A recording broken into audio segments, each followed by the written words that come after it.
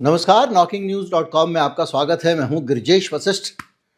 Donald Trump Iran पर हमले से पीछे हट गए, आपने खबर पढ़ ली और बहुत सारे विश्लेषण भी आपने इस पर देख लिए। लेकिन हो क्या रहा है? हो ये रहा है कि ये काम डोनाल्ड ट्रंप को बेहद मजबूरी में करना पड़ा है। कैसे करना पड़ा है इसको हम समझते अच्छी तरह से। दरअसल पहले हम ये समझें कि डोनाल्ड ट्रंप का जो मेन कारण है अमेरिका का आप इतिहास उठा के देख लो, बहुत कम मामले ऐसे मिलेंगे जिसमें अमेरिका सीधे लड़ा हो। अमेरिका जानता है कि अगर वो सीधे लड़ेगा तो जवाबी हमला भी सीधे उसके ऊपर होगा, और जब सीधे उसके ऊपर जवाबी हमला होगा और एक अमेरिकी सैनिक भी मरता है तो अमेरिका में सरकार को मुंह दिखाना मुश्किल हो जाता है। डोनाल्ड ट्रंप शाम को छटाक भर दूध पिया और जो चाहा बोल दिया। और उस पूरी सिचुएशन के बीच में डोनाल्ड ट्रंप ने जैसा अपना डर का माहौल बनाया हुआ है, सब कुछ बनाया हुआ, इसलिए वहां के जितने बुद्धिमान लोग हैं उनकी पार्टी के, दूसरी पार्टी के, वो ज्यादा पंगे नहीं लेते हैं, बल्कि कई लोग नंबर बनाने के लिए हाँ हाँ करने लगते हैं। वाह ट्रंप वाह, क्या बात कही है। तो इस मामले में क्या हुआ, डोनाल्ड ट्रंप ने पंगा तो ले लिया, लेकिन जब कदम आगे बढ़ाने की बात आई तो अब क्या अमेरिका सीधे मिसाइल डालेगा? अमेरिका किसी के सपोर्ट में तो जा सकता है, जैसे इजराइल पिछली बार जब हुआ तो इजराइल के समर्थन में चला गया, ऊपर से एक मिसाइल गिरा दी, लेकिन अमेरिका सीधे टक्कर नहीं लेता।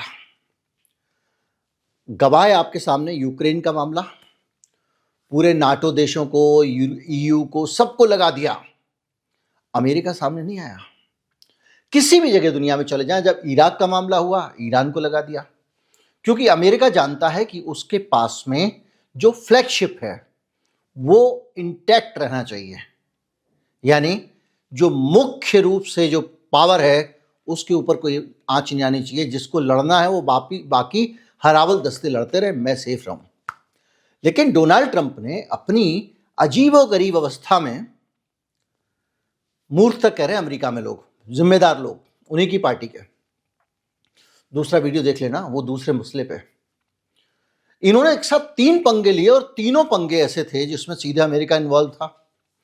पहला पंगा वेनेजुएला वाला, मैंने आपको बताया कि वेनेजुएला वाले पंगे में खुद उनके देश की आर्मी के अफसरों ने कहा कि ये गलत है, ये करने का हमको अधिकार नहीं है, अब जो हो गया, इससे आगे युद्ध में अमेरिका की सेना नहीं कूदने वाली है। तो यहां क्या हुआ, डोनाल्ड ट्रंप ने फोन लगाया, भाई नेतन्याहू कर दे हमला ईरान पे, हम तेरे सपोर्ट पे आ जाएंगे। नेतन्याहू ने कहा दादा ऐसे मत करो, मरवा दोगे। पिछली बार हमने हमला किया था, वहां पे उन्होंने तड़ाक तड़ाक तड़ाक मिसाइल डाली, हमारे गोल्डन जो आयरन डोम ऐसे पड़े हुए थे साहब, जहां चाहे मिसाइल मार देता था। पूरी दुनिया जानती है ईरान ने उसकी क्या हालत की थी। कभी मौका मिलेगा तो बताएंगे कि ईरान टेक्नोलॉजी में किस लेवल पे पहुंच गया है। वो केवल एक पोंगापंथी टाइप का धार्मिक राज्य नहीं है, स्टेट नहीं है, पाकिस्तान नहीं है वो। तो साहब क्या करें? फिर पुतिन के साथ में बात हुई नेतन्याहू की। पुतिन ने कहा तू चक्कर में मत पड़े भाई, मैं मार दूंगा, हम इस बात को बर्दाश्त नहीं कर सकते। इधर ग्लोबल साउथ के सारे लोग कह रहे हैं यार दादागिरी है, जहां चाहे घुस जा रहा है, जहां चाह रहा है घुस जा रहा है। अब ईरान से पंगा लेने का मतलब पता है क्या है? ईरान से पंगा लेने का मतलब यह है कि सारे के सारे जो देश हैं वहां के, वो थर थर कांप रहे हैं। कौन से देश? सारे अरब कंट्री। कौन से वाले? जो अमेरिका के चमचे हैं, जैसे कि Saudi Arab, UAE, Qatar, Kuwait, Bahrain, Oman. इनकी दशा देखिए, बड़ी रोचक स्थिति है। ये सब तेल के कारोबारी हैं और पूरी दुनिया में तेल यहीं से आता है। ईरान का तेल अरब सागर के किनारे रखा हुआ है, बाकी के तेल अरब सागर में कहीं और से आते हैं। कहां से आते हैं? एक हरमुज जल डमरू मध्य है, यानी पानी के बीच में कहीं पे जाके, क्योंकि जमीन इतनी पास आ जाती, बीच में छोटा सा रास्ता बचता है, तो डमरू जैसी, उसको जल डमरू मध्य कहा जाता है हिंदी में, वैसे स्ट्रेट कहते हैं अंग्रेजी में। तो जो हार्मुज स्ट्रेट है, इन देशों का नक्शा लगा दे रहा हूं स्क्रीन पे, तेल वहीं से आता है। अब अगर टेंशन हो गई तो ईरान के बीच से तेल निकलना है, लगा देगा टाका।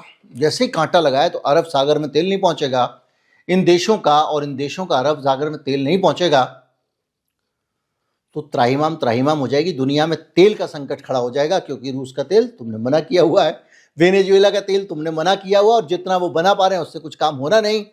ईरान के तेल पे आपका प्रतिबंध है, और युद्ध हो जाएगा तो और प्रतिबंध हो जाएगा। तो डोनाल्ड ट्रंप बाबू, मुंह पे काला करने के लिए भी तेल नहीं होगा। इस दशा में आप पहुंचने वाले हो। और दूसरी दिक्कत, एक तो हरमुज स्ट्रेट है और दूसरी तरफ से लाल सागर है, रेड सी। वहां पर कौन है? वहां पर हूती है, यमन है वहां पे। उधर लेबनान में जैसे ही आप ईरान पे युद्ध करोगे, ईरान के अपने सब दाएं बाएं ऊपर नीचे वाले जितने साथ के लोग हैं वो सारे के सारे शुरू हो जाएंगे। तो अगर इधर से भी सऊदी अरब का तेल आएगा, आप मान लीजिए लाल सागर से, तो वहां हूती है, वो अमेरिका को नहीं सेठता। इतना खौफ है कि स्वेज नहर से तेल ना आके पूरा अफ्रीका का चक्कर लगा के तेल आता है। इतना खौफ है हूती का। अमेरिका और इजराइल को जाने वाले जहाज तो हिम्मत ही नहीं कर रहे उधर से जाने की, बाकी भी भगवान का नाम ले लेके निकल रहे हैं। तो ईरान से पंगा एक छोटी चीज नहीं थी, बल्कि एक बड़ा हिस्सा, एशिया की 80% तेल की आवाजाही ईरान के हाथ में जब चाहे बंद कर सकता है। 600 अरब डॉलर का तेल इस जरा सी जगह से निकलता है। ईरान से पंगा लेने का मतलब यह है कि दुनिया ठप हो जाएगी, क्योंकि तेल से ही तो सारे एनर्जी जो है वो तेल ही है। सोलर वोलर तो अभी नया इमर्ज कर रहा है। तो ऐसी स्थिति में हरमुज अगर बाधित हुआ तो ज़्यादा से ज़्यादा महीना 15 दिन कुछ कर लेंगे जुगाड़, उसके बाद में सब ठप हो जाएगा। तो ये सीधे सीधे चेतावनी थी। कतर, सऊदी और यूएई, यहां पर अमेरिका ने अपने बेस बनाए हुए हैं। ईरान बोल चुका था कि अगर कुछ पंगा लोगे बस सीधे तुम्हारे ये उड़ा दूंगा भाई साहब। तो अमेरिका ने कहा हटाओ भाई यहाँ से सारे सैनिकों, हट जाओ यार, ये छोड़ेगा तो एकदम उड़ जाएगा हमारा। फिर उसके पास मैंने सब बताया था आपको कि ये जगह जो है यहाँ पे ईरान से युद्ध नहीं होने वाला है। ये तो मैं पहले से ही बता रहा हूँ आपको। सब कुछ भी कह रहे हैं लोग, विश्व युद्ध हो जाएगा, चीन, ऐसा कुछ नहीं होने वाला बोला था। तो जो समस्या है वो ये है कि ये जो 6 प्रो अमेरिका देश हैं जहां पर बेस हैं अमेरिका के 4 में, वो वहां मिसाइल चलाना शुरू कर देता। अब आप सोचिए यूएई में इजराइल की मिसाइल गिरेंगी, उस दुबई में, क्या खूबसूरत है। 2 मिसाइल गिरते ही हाथ कांपने लगेंगे। लोग ये कहते हैं कि जिसके पास खोने को कुछ नहीं होता वो लंबा लड़ता है, अफगानिस्तान लड़ लेता है। जिसके पास खोने को होता है ना, वो अमेरिका की तरह चाहता है मैं ना लड़ूं, किसी को भेज के लड़वा दूं। जिसके कांच के घर होते हैं उसको बहुत डर लगता है कोई मेरे ऊपर पत्थर ना फेंक दे। तो ये हुआ, इन 6 देशों में जो प्रो अमेरिका हैं सब टारगेट होने वाले थे ईरान के। और ऐसे में हाहाकार मच जाता। तो इन लोगों ने कहा ट्रंप चचा प्लीज प्लीज प्लीज, बोल रहा है उधर से नेतन्याहू, प्लीज प्लीज प्लीज। अब ये लोग कह रहे हैं कि भाई वो फांसी नहीं देगा। ट्रंप को फांसियों की फिक्र थी किसी की? अगर इतना ज़्यादा दया माया होती तो अभी तक तो ये गाजा के अंदर शांति करा देते हैं। लेकिन ट्रंप का सब अपने ही डर था। सबसे बड़ी बात ये कि जब इसने कहा कि ट्रूप वापस आ जाओ, ये आ जाओ आ जाओ, तो इसको ये लगा कि अब जो है अगर युद्ध हुआ खर्चा बहुत आएगा, खर्चा बहुत आएगा। अमेरिका पहले ही कंगाल पड़ा हुआ है। हालत ये है अमेरिका के अंदर, एक तो रॉ मटेरियल नहीं फैक्ट्रियों के पास, जो था घट गया, खत्म हो गया, और टैरिफ के कारण बहुत कम आ पा रहा है। दुनिया में जिस जिसमें टैरिफ लगाया था सब जीना सीख गए हैं। कल मैंने चीन का बताया था, अब आज पता चला कि भारत का भी एक्सपोर्ट बढ़ गया है, टैरिफ के बावजूद बढ़ गया भाई साहब। तो अब क्या हो रहा है, अमेरिका को दिक्कत ये हो गई, उसके अंदर माल महंगा मिल रहा है, उसके देश के अंदर उसकी फैक्ट्रियों को कच्चा माल नहीं मिल रहा है, और जिनको सबक सिखाना चाहता था वो मजे में स्माइल कर रहे हैं। ऊपर से सुप्रीम कोर्ट का डंडा है तो ऐसी पूरी दशा में अगर एक नया खर्चा पाल लो, एक टेंशन पाल लो, तो पब्लिक बहुत मारेगी।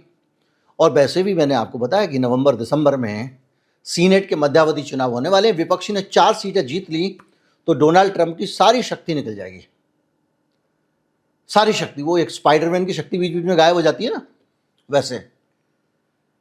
फिर ये सीनेट पे इनका बहुमत गया तो गया। अभी इनकी पार्टी के लोग भी इनके खिलाफ हैं, वो मैंने दूसरे संदर्भ में दूसरे वीडियो में इस्तेमाल किया है। बहरहाल सीधे डायरेक्ट रीजनल ब्लास्ट इनको करना था। अब एक बात मैंने आपको कही कि अभी तक ईरान में जो प्रदर्शन हो रहे थे, इसका फायदा ईरान को भी मिल जाता। कैसे मिल जाता?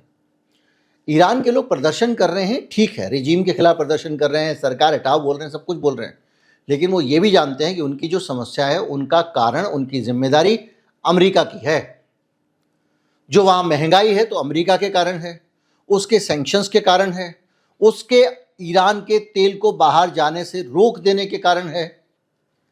कोई खामेनेई ने अपने मन से नहीं किया, उसने तो अपना एक मजबूत और स्ट्रांग देश ऐसा बनाया है जो इतने सारे प्रतिबंधों और दूसरी चीज़ों के बावजूद अमेरिका से लोगों की रक्षा कर रहा है।